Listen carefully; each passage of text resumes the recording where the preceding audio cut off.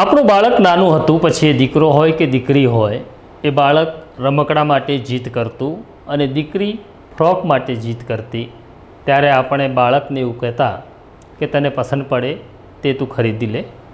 પણ આજે સ્થિતિ એવી નિર્માણ થઈ છે કે આપણું એ બાળક જે રમકડા માટે કોઈ દિવસ રડતું હતું, કોઈ દિવસ ચપ્પલ માટે રડતું હતું અને કોઈ દિવસ ફ્રોક માટે રડતું હતું, એ બાળક આજે મોટું થઈ ગયું છે. એ આપણો દીકરો પણ છે અને આપણી દીકરી પણ છે. પણ આજે સવાલ એવો ઊભો થયો છે કે આજે એને પોતાનો જીવનસાથી પસંદ કરવાનો છે, જેની સાથે જિંદગીભર રહેવાનું છે, અને એવા સાથીને પસંદ કરે છે કે જેને એ પ્રેમ કરે છે. પણ આપણે કહીએ છીએ કે તારો જીવનસાથી તું નહીં, હું પસંદ કરીશ. આ એક નાજુક પ્રશ્ન છે. જ્યારે જીવનસાથી પસંદ કરવાનો આવે છે ત્યારે આપણી જ્ઞાતિ, આપણો ધર્મ, આપણી માન્યતાઓ અને આપણો દ્વેષ પણ તેમાં ભળે છે, અને પછી શરૂ થાય છે કંકાસ. આ કંકાસને લઈને થોડા સમય પહેલાં જ રાજ્ય સરકારે પણ એક નિર્ણય કર્યો. હું સ્પષ્ટપણે માનું છું કે ભૂલ ભરેલો હતો. પહેલાં પાટીદાર સમાજે એવું કહ્યું કે પ્રેમ લગ્ન કરનાર યુવક અને યુવતી જો લગ્નની નોંધણી કરાવે તો માતા પિતાની મંજૂરી જોઈએ. મારો પ્રશ્ન આ માગણી કરનાર નેતાઓને એવો છે કે જો તમારી મંજૂરી હોત તો તમારા બાળકો ભાગે શું કામ? પછી પ્રશ્ન આવ્યો કે બ્રાહ્મણોને પણ એવું લાગ્યું કે વાત સાચી છે, એટલે બ્રાહ્મણો પણ તેમાં આવ્યા. અને પછી એક જાણીતી ગીતકાર છે કિંજલ દવે, તેના લગ્નને લઈને પણ હોબાળો થયો કે કિંજલ દવે ક્યાં લગ્ન કરવું એ સમાજે નક્કી કરવાનું છે. કિંજલ દવે તેનો જવાબ પણ આપ્યો, અને હવે એક નવો વિવાદ ઊભો થયો છે, અને વિવાદ છે કિંજલ રબારીને લઈને. કિંજલ રબારી એક યુવકના પ્રેમમાં છે. બસ એની સમસ્યા એવી છે, એની ભૂલ એવી છે કે એણે એક બિન રબારી સાથે લગ્ન કર્યું. આ સમસ્યાને લઈને બહુ મોટો હોબાળો ચાલી રહ્યો છે. કેટલાક દાવાઓ, કેટલાક વિરોધી દાવાઓ થઈ રહ્યા છે. કોઈક એને મારી નાખવાની ધમકી આપે છે. મામલો બે પરિવાર પૂરતો સીમિત નથી રહ્યો, હવે સમાજ તેમાં પડ્યો છે. આ મુદ્દાને લઈને આજે હું વિગતે વાત કરીશ. સૌથી પહેલાં સમસ્યા એવી હતી કે આ વિવાદ એવો છે, આ વિષય ઉપર બોલે કોણ? કારણ કે સમાજ નારાજ થઈ જાય. પરંતુ કિંજલ રબારીના વિવાદને લઈને મારી સાથે વાત કરવા જોડાયા છે પત્રકાર, મારા મિત્ર, અને એણે પણ રબારી સાથે લગ્ન કર્યું છે. એનું નામ છે ગોપી ઘાંગર. ગોપી ઘાંગરનો જન્મ વૈષ્ણવ પરિવારમાં થયો. એક રબારીને પ્રેમ કર્યો અને રબારી સાથે લગ્ન સંસાર ચાલ્યો. 22 વર્ષ ચાલ્યો. એટલે કોઈ એવું કહેતું હોય કે પ્રેમ લગ્ન નિષ્ફળ જાય છે, તો આ નિષ્ફળ લગ્ન નથી, સફળ લગ્ન જીવન છે. 2 બાળકો છે. ચાલો, પત્રકાર ગોપી ઘાંગરને 3 રીતે મળવાનું છે. એક તો એ સ્ત્રી છે, બીજું તેણે રબારી સાથે લગ્ન કર્યું છે, અને પત્રકાર છે. આ ત્રણેયનું મિશ્રણ છે. શું વાત કરે છે ગોપી ઘાંગર તેની વાત કરીએ. ગોપી, બિલકુલ દાદા, નવજીવનમાં સ્વાગત છે. Thank you so much. આ બહુ ગંભીર મુદ્દો છે. આ મુદ્દા ઉપર સામાન્ય રીતે લોકો વાત કરવાનું ટાળે છે, અને એવા લોકો પણ ટાળે છે કે જે લોકો સમાજ સુધારક હોવાનો દાવો કરે છે. જે લોકો એવું માને છે કે સ્ત્રીનું સશક્તિકરણ થવું જોઈએ, સ્ત્રીઓ ભણવી જોઈએ, દીકરીઓ બચાવવી જોઈએ, પણ લગ્નનો મામલો જ્યારે આવે ત્યારે આપણે આ વાડામાં બંધાઈ જઈએ છીએ કે તું રબારી છે, હું બ્રાહ્મણ છું, કોઈ ચૌધરી છે, કોઈ પટેલ છે. તો આ કિંજલ રબારીનો જે આખો મામલો ઊભો થયો, મારે જાણવું છે ગોપી ઘાંગર પાસે કે જે રબારી પરિવારમાં જ હવે રહે છે, એનું શું કહેવું છે? હું એવું સ્પષ્ટ રીતે માનું છું, અને કિંજલ રબારીના કેસ ઉપર મેં મારું બહુ જ સ્પષ્ટ એવું મંતવ્ય છે કે એક દીકરીને જ્યાં લગ્ન કરવા હોય ત્યાં લગ્ન કરવાની છૂટ હોવી જ જોઈએ. કારણ કે જ્યારે એ દીકરી પોતાના માટે પસંદગી કરતી હોય છે ત્યારે કમસે કમ માતા પિતાએ બેકઅપ આપવું જોઈએ. આજે મારી પણ દીકરી છે, અને મારી દીકરીને હું એવું કહું છું કે તને જ્યાં ગમશે ત્યાં હું તને લગ્ન કરાવી દઈશ, અને ચિંતા ના કરતી, હું તારી સાથે ઊભી છું. તને એક દિવસ પણ નહીં ફાવે ને તો એ ભૂલી જજે કે તારી માં તને એક્સેપ્ટ નહીં કરે. તારી માં, તારા બાપ બંને તને પ્રેમથી સ્વીકારી લેશે, પણ તારી ભૂલનું કે તારી ચોઈસ માટે તને એ રિયલાઇઝેશન હોવું જોઈએ. આ બહુ જ સ્પષ્ટ એક મંતવ્ય છે. અને કિંજલ રબારી માટે, કારણ કે જ્યારે હું ગઈકાલે ઠાકરસિંહ રબારી સાથે ઇન્ટરવ્યૂ કરતી હતી દાદા, એટલે મેં એમને સવાલ કર્યો તો કે પ્રેમ લગ્ન ક્યારેય સફળ નથી હોતા. હવે ઠાકરસિંહ રબારી જાણે છે કે મેં રબારી સમાજમાં લગ્ન કરેલા છે. એટલે મને કે પ્રેમ લગ્ન સફળ નથી હોતા. મેં એમને સ્પષ્ટ રીતે કીધું મારા લગ્ન જીવનને 22 વર્ષ થયા છે અને હજી બીજા 22-25 અમે કાઢીશું. તો ઠાકરસિંહ કે એ તો મારો ભય સારો હતો.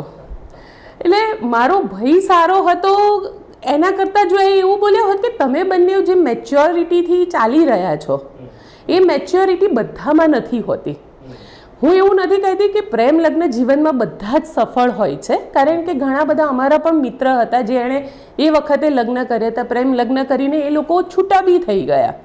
પણ સવાલ એ આવે છે ને કે પ્રેમ લગ્ન તમે કર્યા, એ લગ્ન તમે બંને જણા કેટલું એકબીજાને અન્ડરસ્ટેન્ડિંગ સાથે જીવી રહ્યા છો.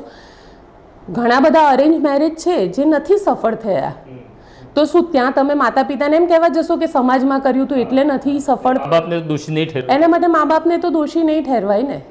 એટલે મને છે ને મારા પપ્પાનો, હું ગઈકાલે જ મારી ઓફિસમાં વાત કરતી હતી, મેં કીધું કે મેં મારા પપ્પાને જ્યારે પહેલી વાર કીધું હતું કે મારે આ છોકરા સાથે લગ્ન કરવા છે, કારણ કે મને ખબર હતી કે રબારી સમાજ, અમે લોકો જ્યાં આગળ નાનેથી મોટા થયા હતા, અમારી આજુબાજુ ઘણા રબારી સમાજના લોકો રહેતા હતા. એ લોકોની જે રીતિ રિવાજ હોય છે, જે સંસ્કૃતિ હોય છે, એ લોકો જે સિસ્ટમ સાથે, પરંપરા સાથે જીવે છે અને બહુ જ કટ્ટર પરંપરાઓને એ લોકો ફોલો પણ કરે છે. માનો કે એ લોકોમાં સાટાપાટું હોય છે, નથી કોઈ એકને નથી ગમતું હોતું તો પોતાની બહેન કે પોતાના ભાઈના જીવન બચાવવા માટે થઈને એ લોકો આખી જિંદગી કોમ્પ્રોમાઇઝ કરી લેતા હોય છે. આ રબારી સમાજમાં થાય છે. મેં જ્યારે મારા પપ્પાને કીધું હતું કે પપ્પા મારે વિક્રમ સાથે લગ્ન કરવા છે, એટલે પપ્પાએ મારી સામે જોયું, મને કે તને ખબર નથી એ લોકો રબારી છે? મેં કીધું પપ્પા મને ખબર છે કે એ લોકો રબારી છે, પણ હું એડજસ્ટ કરી લઈશ. એટલે મારા પપ્પાએ બહુ સરસ રીતે મને કીધું હતું કે બેટા પ્રેમ હોય ને ત્યારે કે ક્યાંય આપણને પ્રેમ છે ને એ દૂધના ઉભરા જેવું હોય. તમે અત્યારે તમારે પ્રેમ છે એટલે તમને એવું લાગશે કે આખી તપેલી ભરેલી છે, કારણ કે તમારો ઉભરો છે. જ્યારે વાસ્તવિક જીવનમાં આવશો ને ત્યારે તપેલીમાં કેટલું દૂધ છે ને એ તમને ત્યારે ખબર પડશે. એટલે વાસ્તવિક જીવનમાં તું એમના કસ્ટમ સાથે, એમના રીતિ રિવાજોને એ લોકોની પરંપરા સાથે તું એડજસ્ટ નહીં કરી શકે, કારણ કે તું એ કલ્ચરમાં મોટી નથી થઈ. સાચી. એટલે મેં પપ્પાને એવું કીધું હતું, મેં કીધું કે પપ્પા તો તમે મારી સાથે તો રહેશો ને? માનો કે કદાચ મેં આ સ્ટેપ લઈ લીધું, નિર્ણયમાં ભૂલ હતી, તમે મારી સાથે રહેશો? એટલે મારા પપ્પાએ મને એવું કીધું હતું કે બેટા હું આ જીવન તારી સાથે છું, તે નિર્ણય લીધો છે તો યાદ રાખજે કે આ નિર્ણય તારો છે, અમારો નથી. પણ તું ખુશ છે તો અમે ખુશ છીએ. કદાચ એટલે અને મારા તો લગ્ન કદાચ બહુ જ ઓછા લોકોને ખબર છે કે મારા લગ્ન જે સિસ્ટમ વખતે થયા હતા, એ વખતે 2006માં મારા લગ્ન થયા અને અમારા ઘરની અંદર 2002થી બધાને ખબર હતી, મારા ઘરમાં ને વિક્રમના ઘરમાં, બંનેના ઘરમાં ખબર હતી કે આ બંનેનું કંઈક ચાલી રહ્યું છે. 2006માં જ્યારે લગ્ન કરવાનું ડિસિઝન લીધું ત્યારે અમે બંને જણાએ ઘરમાં પહેલાં જ કહી દીધું હતું કે અમે દશેરાના દિવસે લગ્ન કરવાના છીએ. તમે આવશો તો અમને ખૂબ ગમશે, અમે ભાગીને નહીં કરીએ, ના અમારે કોઈ પેલામાં પડવું છે, પણ તમે આવશો તો અમને ખૂબ ગમશે, અમને તમારા આશીર્વાદ જોઈએ છે. આશીર્વાદ નહીં આપો તો પણ અમે આ તારીખે લગ્ન કરી રહ્યા છીએ અને આર્ય સમાજ મંદિરમાં અમે લગ્ન કરવાના છીએ. એટલે મારા પપ્પાએ આગલા દિવસે વિક્રમને બોલાવ્યા હતા અને વિક્રમને એવું કીધું કે ખરેખર તારે લગ્ન કરવા છે ગોપી સાથે? એટલે વિક્રમે કીધું કે હા મારે લગ્ન કરવા છે અને હું બહુ ફર્મ છું કે મારે ગોપી સાથે લગ્ન જ કરવા છે એમ. એટલે મારા પપ્પાએ એને એવું કીધું હતું કે તો મારી દીકરી મુંબઈ નહીં આવે, કારણ કે એ વખતે વિક્રમ બ્રિટિશ એરવેઝમાં મુંબઈમાં જોબ કરતા હતા. તો એને એવું કીધું કે સારું આજથી રિઝાઇન, ગોપી સાથે લગ્ન થતા હોય તો આપણે રિઝાઇન આપી દીધું. હવે મારા પપ્પાને એટલું એક અશ્યોરન્સ હતું કે આ છોકરો ગોપી માટે સારો છે, કેમ કે મારા ઘરે આવતા જતા હતા, મારા મિત્ર હતા, એટલે બધાને ઘરમાં ઓળખતા હતા. એના પેરેન્ટ્સને વાત આવી ત્યારે એના પેરેન્ટ્સે એવું કીધું કે ભાઈ અમે તો રબારી સમાજમાંથી છીએ અને મારો દીકરો તો સૌથી મોટો છે ઘરનો, જો એ લવ મેરેજ કરશે ને તો બધા જ છોકરાઓને પાછળ શું શીખવાડીશું કે શું કહીશું. એટલે એ લોકોએ તો બહુ જ સ્પષ્ટ શબ્દોમાં ના પાડી દીધી હતી કે અમે આ લગ્ન સાથે ક્યારે પણ ખુશ નથી અને ક્યારે પણ નહીં ઈચ્છીએ કે તમે બંને જણા લગ્ન કરો. પણ અમારે લગ્ન કરવા જ હતા. એટલે અચ્છા, એ વખતે હું આજ તકમાં જોબ કરતી હતી, હું ટીવીની સ્ક્રીન પર આવતી હતી. એટલે એવું પણ નહોતું કે કોઈ ગમે તેવી ચીલા ચાલુ છોકરી સાથે તમારો દીકરો લગ્ન કરી રહ્યો છે. તો પણ ના હતી. તો પણ ના હતી કે અમારે કોઈ લેવા દેવા નથી, કેટલું ભણેલી છે, શું કરે છે, શું નથી કરતી, બસ એ અમારી સમાજની નથી. એટલે જ્યારે લગ્ન કરવાના આવ્યા એટલે એ દિવસે પણ પપ્પાને પહેલેથી ખબર હતી, બંનેના પપ્પાને પહેલેથી ખબર હતી કે લગ્ન થઈ રહ્યા છે. મારા પપ્પાને, મારો ભાઈ ને બધા મારા મેરેજમાં પણ આવ્યા, એની સાઈડથી કોઈ ના આવ્યું. અમારા આર્ય સમાજમાં લગ્ન થયા, અમે એક નવું ઘર રાખ્યું, અમે એ ઘરમાં રહ્યા. 3-3.5 મહિના પછી મારા ફાધર ઇન લો, એટલે વિક્રમનો એક એક્સિડન્ટ થયો હતો અને પછી મારા ફાધર ઇન લો અચાનક રાત્રે 11:30-12 વાગે એમને ખબર પડી કે આનો એક્સિડન્ટ થયો છે. એટલે એ આવ્યા અને અમારી બોલવાની જે શરૂઆત કહેવાય કે વાત કરવાની શરૂઆત થઈ. અને થયું એવું કે 3 મહિના જે શરૂઆત થઈ એમાં હું ત્યાં એમના ઘરે આવતી જતી થઈ અને એ જે આખું, કારણ કે ઓળખતા તો પહેલેથી હતા કેમ કે અમે લોકો ફ્રેન્ડ્સ હતા અને એઝ અ ફ્રેન્ડ્સ અમે એકબીજાના ઘરે આવતા જતા હતા. પછી એમને કીધું કે હવે આપણે એક ઘર લઈએ છીએ. એટલે મેં કીધું કે અમે અમારું ઘર શોધી રહ્યા છીએ. તો કે કામ કરો, તમે એવી જગ્યાએ ઘર લો કે આપણે બધા સાથે રહી શકીએ. અને આ પપ્પાનું ડિસિઝન હતું. ઓકે, વિક્રમના પપ્પાનું. અને અમે લોકો સાથે રહેતા હતા અને અમે લોકો પણ ત્યાં શિફ્ટ થયા અને પપ્પાને એ લોકો પણ ત્યાં શિફ્ટ થયા. અમે લોકોએ સાથે રહેવાનું શરૂ કર્યું, હું, મમ્મી, પપ્પા. આજે પણ અમે લોકો લગભગ આજે મારા લગ્નને આમ જોવા જઈએ તો 22 વર્ષ થયા. અમે 21.5 વર્ષથી સાથે રહીએ છીએ. It's a joint family. અને મારા સાસુને તમે ઓળખો જ છો દાદા, મારા સાસુ. અચ્છા, અને પપ્પા, એટલે આમ જોવા જઈએ તો રબારી સમાજની અંદર મારા સસરા ખૂબ સારું નામ ઇન ધ સેન્સ કે એમને 1982માં ઇન્ટરનેશનલ રેકોર્ડ, એમનો નેશનલ રેકોર્ડ કર્યો હતો જેવલિન થ્રોની અંદર. અને he was a class 2 officer Gujarat સરકારની અંદર. એમને એમના બધા જ ભાઈ બહેનને ભણાવ્યા. અચ્છા, એમને એ પોતે પણ એમના સમાજની અંદર આમ જોવા જઈએ તો મારા જે ફૈજી હતા એમના ઘોડિયામાં લગ્ન થયેલા હતા. એ છોકરો મોટો થયો નહોતો સારો, તો એ લગ્ન એમને તોડાવડાયા કે સમાજ હોય તો શું થઈ ગયું, છોકરો નથી સારો, હું મારી બહેનને ત્યાં ના પરણાવી શકું. એટલે જો એ પોતે આટલું પોતાના ભાઈ બહેન માટે કરતા હતા, પણ જ્યારે પોતાના દીકરાની વાત આવી ને ત્યારે, એટલે મને ઘણીવાર હું પપ્પાને હસતા હસતા કહું કે પપ્પા તમે આટલું આમ મોડર્નાઇઝ, હું મારા ઘરની અંદર કોઈ આવે તો કોઈ એમ ના કે આ રબારી સમાજમાંથી કોઈનું ઘર હશે, કારણ કે હું મારા ઘરમાં આજે પણ શોર્ટ્સ પહેરીને ફરું છું. મારા સસરા હોય છે અને અમે લોકો સાથે એક જ સોફા ઉપર બેઠા હોઈએ છીએ. એટલે તમને એવું લાગે કે કોઈક આવે ને તો હું ને પપ્પા વધારે. અને દરેક વસ્તુમાં આજે મારો હસબન્ડ છેલ્લે રહી જાય, વાત પપ્પા મારી સાથે કરે, ડિસિઝન હું ને પપ્પા લેતા હોઈએ. પણ ગોપી, તારા જે સસરા છે સ્પોર્ટ્સ ઓથોરિટી ઓફ ઇન્ડિયામાં અધિકારી હતા, તારા સાસુ પણ બેંકમાં જોબ કરતા હતા. હું તમને એક વસ્તુ કહું, કેમ કે મારા સાસુના એજ્યુકેશન પાછળ પણ મારા સસરા એટલા જ જવાબદાર છે કે મારા સાસુ બેંકમાં જોબ કરતા હતા અને મારા સસરાએ એમને કીધું હતું કે ના, સ્ત્રી ઇન્ડિપેન્ડન્ટ હોવી જ જોઈએ અને એમને જોબ ચાલુ કરાવડાવી હતી. એટલે નહીં, આ બધું શિક્ષણ આટલું મેળવ્યું અને આટલા સુધારવાદી હતા અને છે જ, પણ છતાં જ્યારે વિક્રમના લગ્નનો પ્રશ્ન આવ્યો ત્યારે કેમ પાછો પેલો સમાજનો દૃષ્ટિકોણ આવી જાય છે? એ જ છે ને, મને ખબર નથી પડતી કે આજે વ્યક્તિ જ્યારે પોતે ઇન્ડિપેન્ડન્ટ છે, પોતે પોતાના ડિસિઝન લઈ રહ્યા છે, અને સૌથી સારી વસ્તુ તો એ છે કે તમને પોતાને ખબર છે કે મારા દીકરાની જે પસંદગી છે એ સારી છે, પણ સમાજ માટે થઈ અને જ્યારે તમે બેકફૂટ પર આવો છો ને ત્યારે મને ક્યારેક એવું લાગે કે તમે તમારા દીકરાની કે એની ખુશીને નથી જોઈ રહ્યા, તમે માત્ર સમાજને જોઈ રહ્યા છો. એ સમાજને જોઈ રહ્યા છો જે સમાજ તમે ભૂખ્યા હશે તો ક્યારેય પૂછવા નથી આવતું કે તે ખાધું કે નથી ખાધું. તમારા ઘરમાં ખાવાનું નહીં હોય કે રૂપિયા નહીં હોય, છોકરાની ફી નહીં ભરી હોય ને તો સમાજ પૂછવા નહીં આવે. પણ અલ્ટિમેટલી તમે પાછું કહેશો શું કે અમે તો સમાજ સાથે જોડાયેલા છીએ. એટલે આ જે આમ જેને કહેવાય ને કે દોગલાપણું છે, આ જે લોકો પણ સમાજના નામે આ બધું કરી રહ્યા છે ને એને હું ચોક્કસથી એટલું કહીશ કે આ દોગલાપણું છોડી દો. દીકરી છે તો દીકરીને કેમ આવું છે કે દીકરો લઈને આવે તો કોઈને પ્રોબ્લેમ.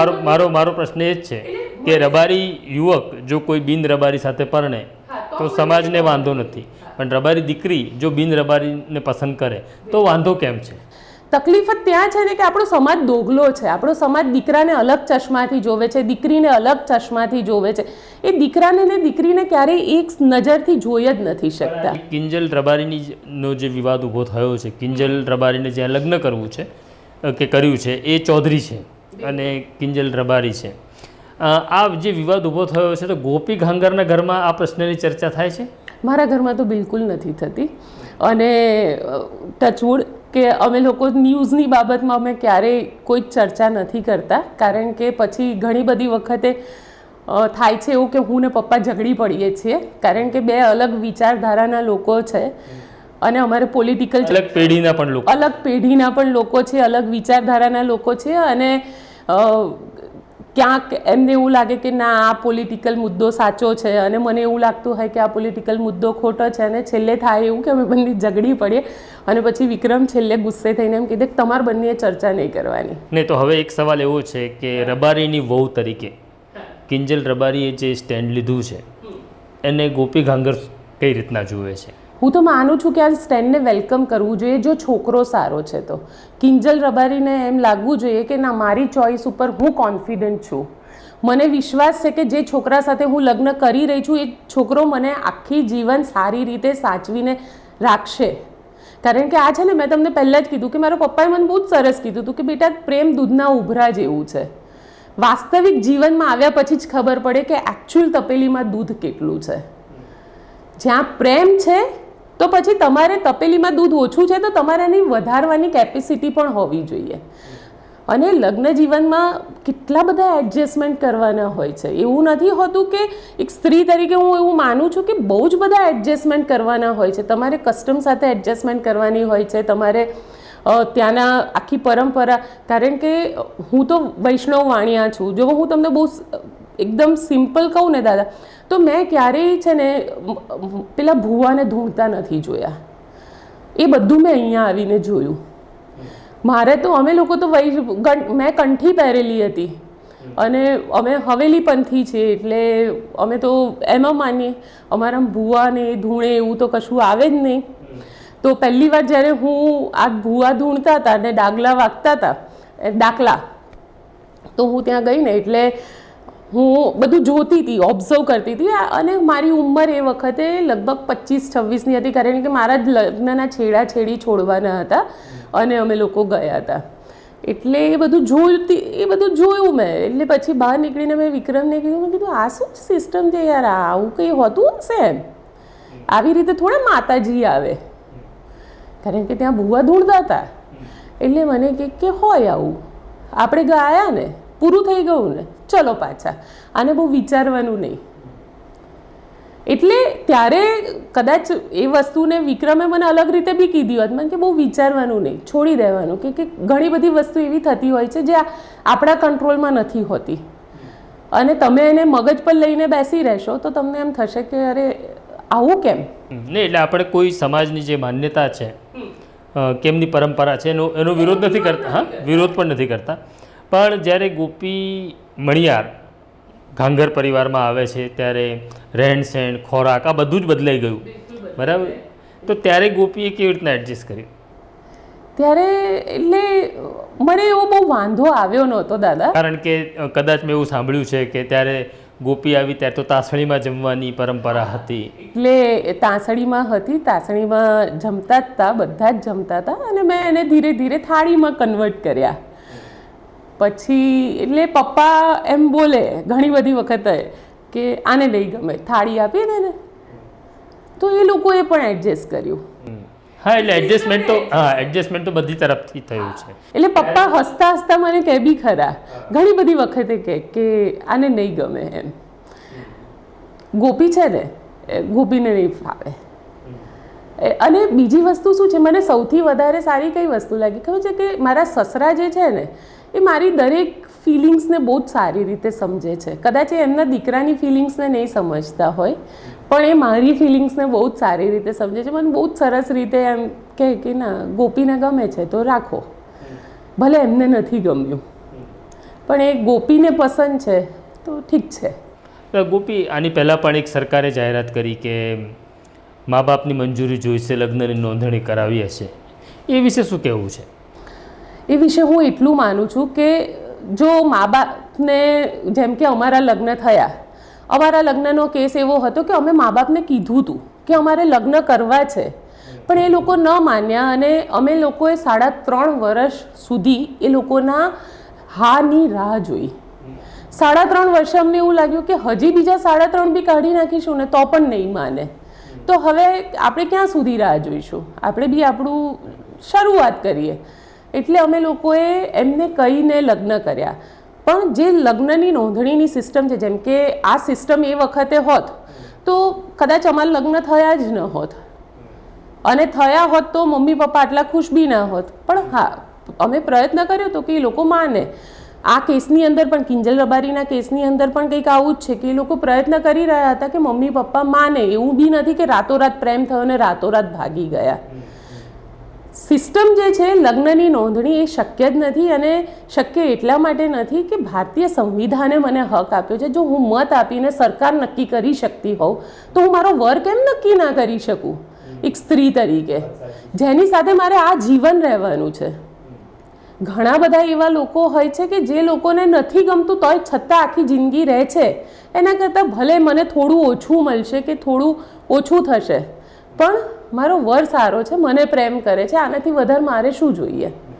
આ જે એક પેલું છે ને, દરેક મા બાપે આને વિચારવું જોઈએ. અને હું એટલું ચોક્કસ માનું છું કે દાદા, એક બેકઅપ સિસ્ટમ જે છે ને, કે દીકરીને ગમે છે તો ચલો તમે એના લગ્ન કરાવી દો, પણ તમે દીકરીને એ બી કહો કે દીકરી, જે દિવસે તને એવું લાગે ને કે મજા નથી આવતી, કે મારી ફિલિંગ્સ અહીંયા હર્ટ થઈ રહી છે, કે હું બહુ જ હેરાન થઈ રહી છું, ત્યારે તારા મા બાપ જોડે પાછી આવી જજે.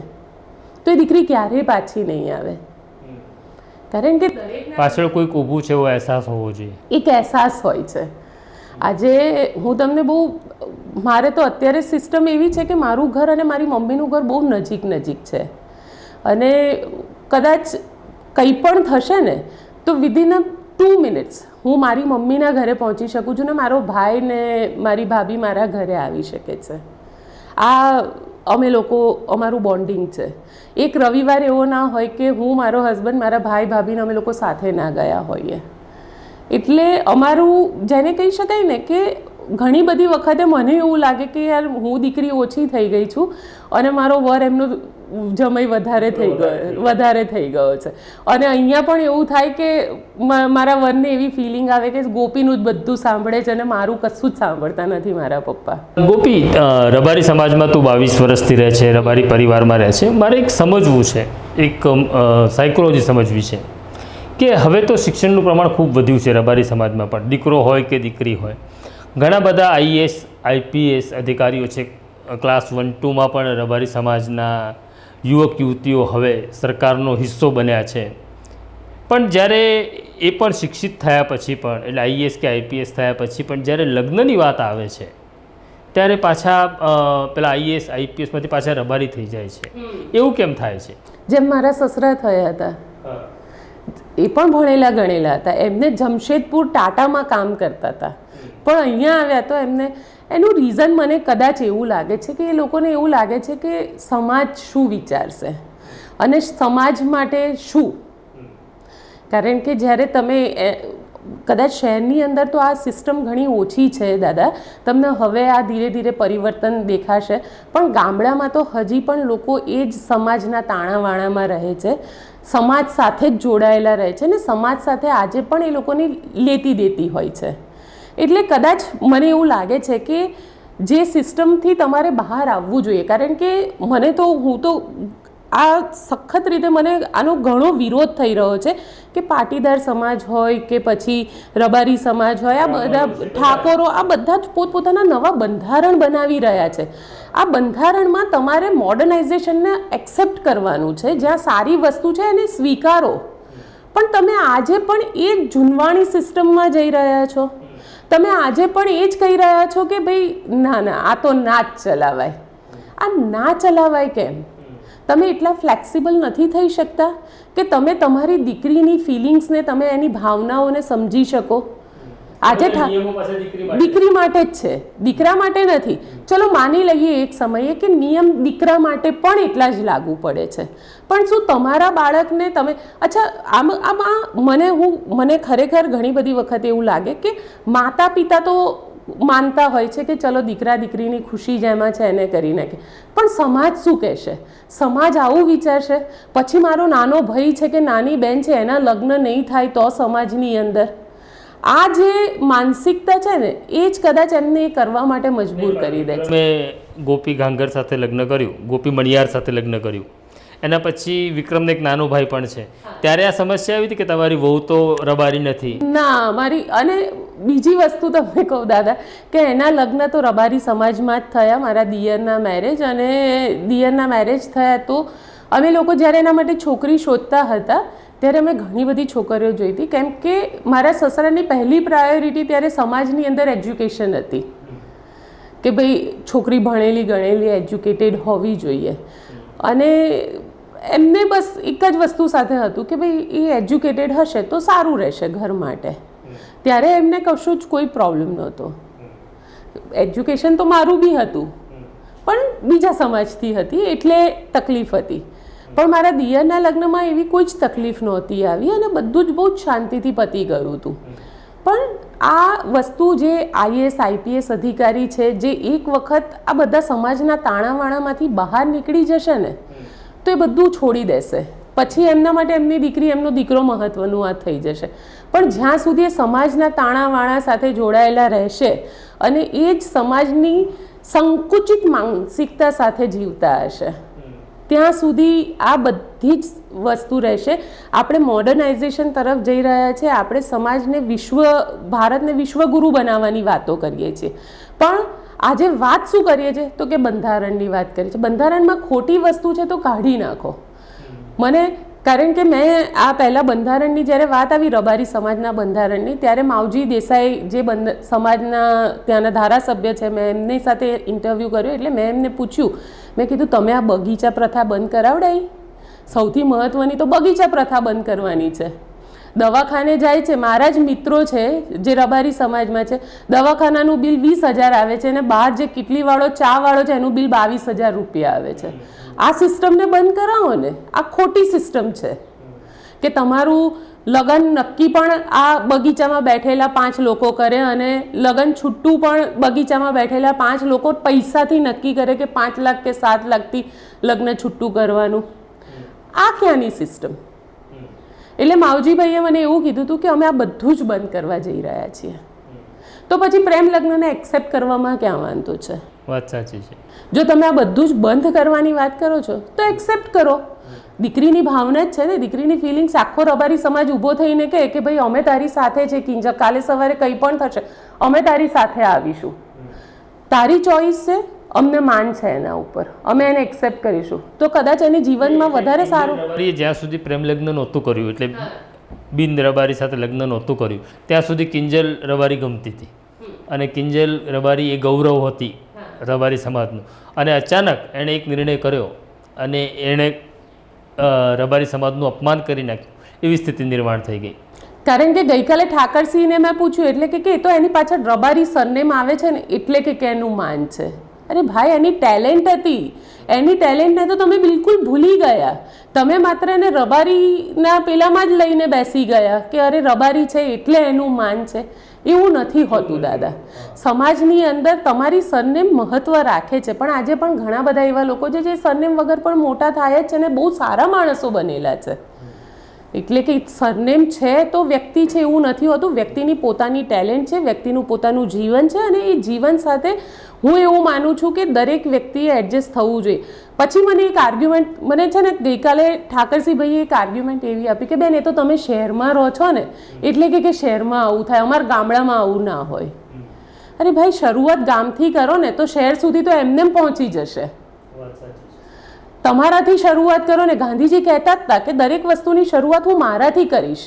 જો હું સુધરીશ તો હું સમાજને સુધારી શકીશ, જો હું નહીં સુધરું તો સમાજ નહીં સુધરે. એટલે તમારે જો સુધારવાની શરૂઆત કરવી છે તો તમારાથી કરો. પછી તમે એમ કહો કે ના અમે સમાજના બની બેઠેલા આગેવાનો છીએ, તો મને એનાથી તકલીફ છે. એક પત્રકાર તરીકે કહો કે પછી એક રબારી સમાજની વહુ તરીકે કહો કે કંઈ બી કહો, પણ મને આ તકલીફ છે એનાથી. ગોપીને એક દીકરો છે, એક દીકરી મોટી છે. દીકરો લગ્ન કરશે ત્યારે તો આ નિયમ નહીં લાગુ પડે, પણ માની લો કે કાલે ગોપીની દીકરી એવું કહે કે મારે બિન રબારી સાથે લગ્ન કરવું છે, તો દાદા હું એમ ના પાડવાવાળી કોણ છું? જો મેં બિન રબારી એટલે મેં રબારી સાથે લગ્ન કર્યા તો બિન વૈષ્ણવ સાથે લગ્ન કર્યા, તો પછી એને બી બધી જ છૂટ છે.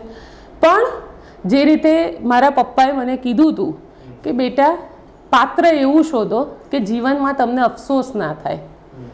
તમે જેની સાથે રહો છો તમને એવું ના થવું જોઈએ કે કદાચ મેં મારા પપ્પાની વાત સાંભળી લીધી હોત તો સારું હતું. આજ દિવસ સુધી મને એવું નથી થયું કે પપ્પા કહેતા હતા એ સાચું હતું. I am very happy with my husband. એટલે હું એવું સ્પષ્ટ રીતે માનું છું કે દીકરી હોય કે દીકરો હોય, એમને જે પાત્ર ગમે છે, હા એ પાત્ર નથી સારું, એ પાત્રમાં તકલીફ છે, તો તમે એને ચોક્કસથી કહો કે બેટા આમાં તકલીફ છે, તને મને નથી લાગતું. જ્ઞાતિથી વાંધો લેવો ન જોઈએ. પાત્ર નથી સારું તો ક્લેરિટી રાખો ને તમે. હા ચલો, હવે હું તમને એક બીજો સવાલ પૂછું દાદા, કારણ કે તમારે પણ ઘરમાં પટેલની દીકરી છે. મને એક વસ્તુ તમે એ કહો કે આજે પ્રાર્થના છે તમારી દીકરી, એને કોઈની સાથે લગ્ન કરવા છે તો તમે ના નહીં પાડો. તમે બી એને એક જ વસ્તુ કહેશો કે મારે દીકરી પાત્ર સારું હોવું જોઈએ. તમને ખબર છે કે આ માણસ દારૂડિયો છે, આ માણસ ડ્રગિસ્ટ છે, તો તમે લગ્ન કરાવશો એની સાથે? નહીં કરાવો.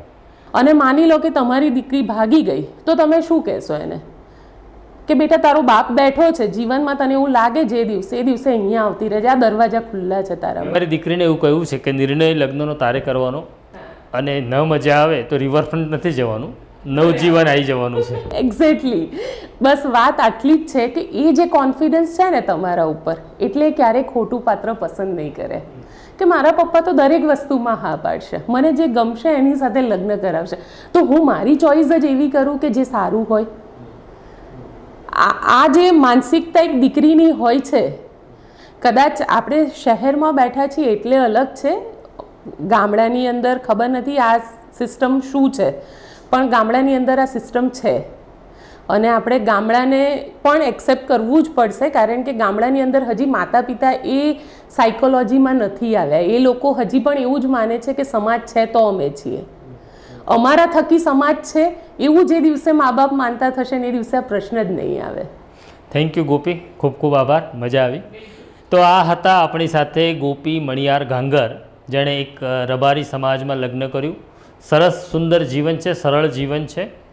આ આપણે આજે જે વાત કરી રહ્યા છીએ માત્ર કિંજલ રબારી પૂરતી સીમિત નથી.